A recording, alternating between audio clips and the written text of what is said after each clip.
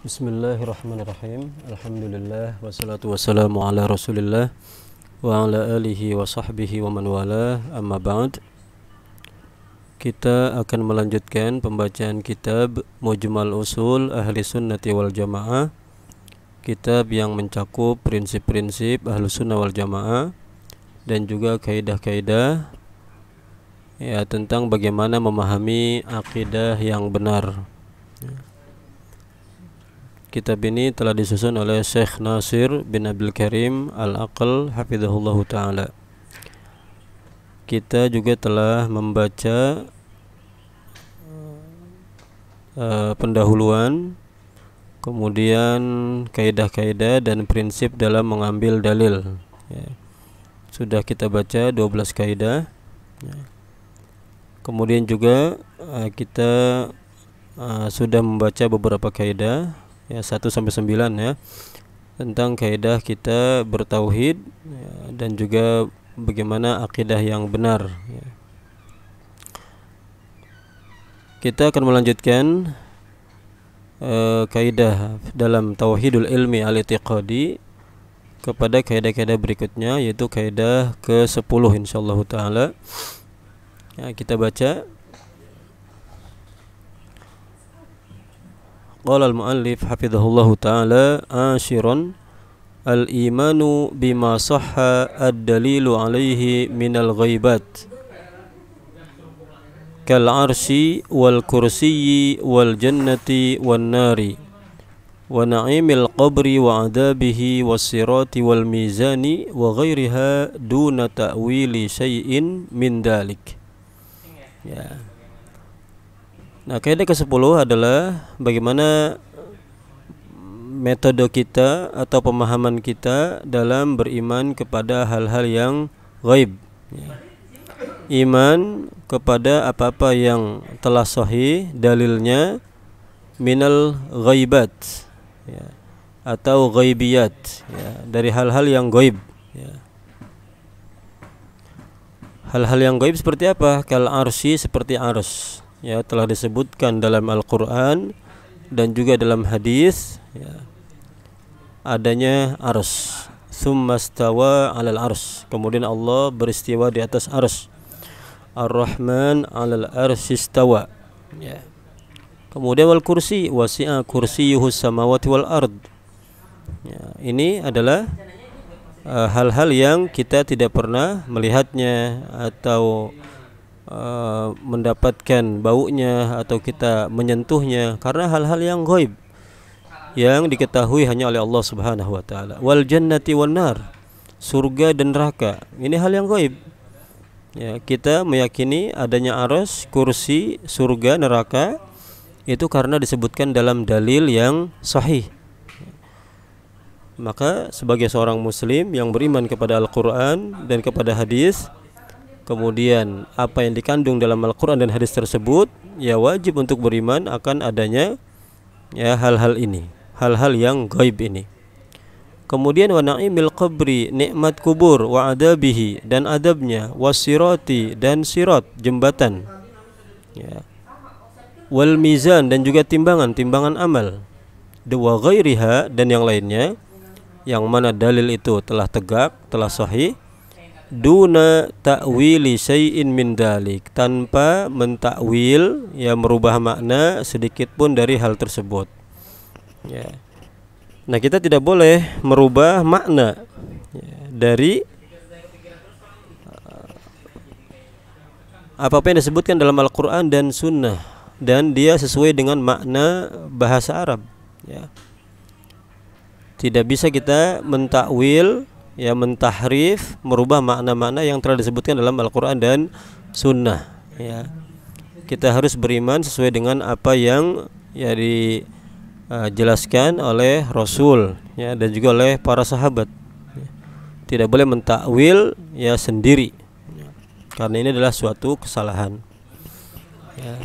Kita mengimani arsy sebagaimana yang Allah inginkan, mengimani adanya kursi sebagaimana yang Allah maksud, wal jannah wan nar, surga dan neraka dan yang lainnya. Kita mengimani semuanya adalah ya dengan mengikuti ya pemahaman para salafus soleh, bahwa mereka memahami memang sesuai dengan ya bahasa Arab dan tidak mentafsiri atau mentakwil atau merubah makna dengan makna-makna yang lain ya. Kemudian berikutnya adalah kaidah ke-11, al-imanu bi syafa'atin nabi sallallahu alaihi wasallam wa syafa'atil anbiya wal malaikah was salihin wa ghairihim yaumal qiyamah kama jaa tafsiluhu fil adillatis sahihati. Ya, kaidah ke-11 tentang syafaat. Al-iman bi syafa'atin nabi, beriman kepada syafaat Nabi sallallahu alaihi wasallam. Ya, jadi Nabi sallallahu alaihi wasallam memiliki syafaat. Ya. Ada yang disebut dengan syafaatul kubro, bahwa di mana seluruh manusia dari awal sampai akhir dikumpulkan di mahsyar, ya, tidak ada satu orang pun, satu nabi pun yang bisa minta izin kepada Allah Subhanahu wa taala untuk ditegakkan hisab, ya, perhitungan amal. Ya, semuanya baik para nabi, ya, para rasul, semuanya itu i'tidar, tidak bisa, kecuali Nabi sallallahu alaihi wasallam. Ini adalah kemuliaan bagi Nabi sallallahu alaihi wasallam. Beliaulah yang diizinkan untuk ya meminta kepada Allah agar hisab itu segera dipercepat ya. Nah, itu adalah bentuk dari syafaat ya, bahwa manusia sudah tidak sanggup ya, kemudian mereka minta agar segera dipercepat perhitungan, maka Nabi lah yang kemudian ya meminta izin kepada Allah Subhanahu wa taala untuk dipercepat itu hisab.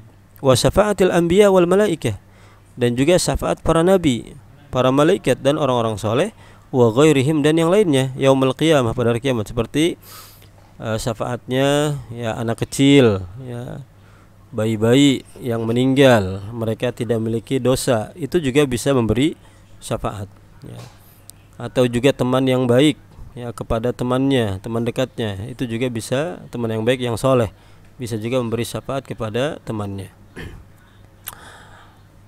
Nah, ini apa yang disebutkan dalam hadis atau dalam dalil ya, baik Al-Quran atau Sunnah, di situ disebutkan ada syafaat, bahwa Nabi memberi syafaat, bahwa para Rasul memberi syafaat, orang soleh bisa memberi syafaat, para malaikat juga bisa memberi syafaat, maka kita wajib untuk mengimaninya sesuai dengan yang dikandung oleh dalil tersebut ya. Kama jaa tafsiluhu fil adillatis sahihati, sebagaimana disebutkan rinciannya dalam dalil-dalil yang sahih ya. Kalau memang ada dalilnya ya, dan sahih dalilnya, maka wajib kita untuk mengimani apa yang dikandung oleh dalil tersebut ya, termasuk dalam masalah syafaat ya, syafaat dari beberapa ya hamba Allah Subhanahu wa taala, dari para nabi, para rasul dan sebagainya. Kemudian yang ke-12 ya, kaidah ke-12, pengarang mengatakan ru'yatul mu'minina li rabbihim yaumal qiyamati fil jannati wa fil mahsyari haqqun wa man ankaraha aw awwalaha fahuwa za'ighun dhalun wa hiya ghairu mumkinatin li ahadin fid dunya.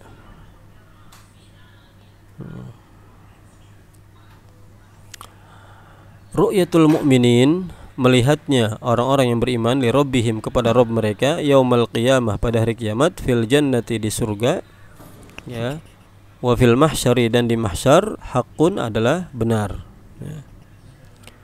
Jadi kita beriman, kita meyakini karena ada dalilnya, sahih dalilnya ya, kita meyakini bahwa orang-orang beriman mereka akan melihat Rabb mereka pada hari kiamat di surga.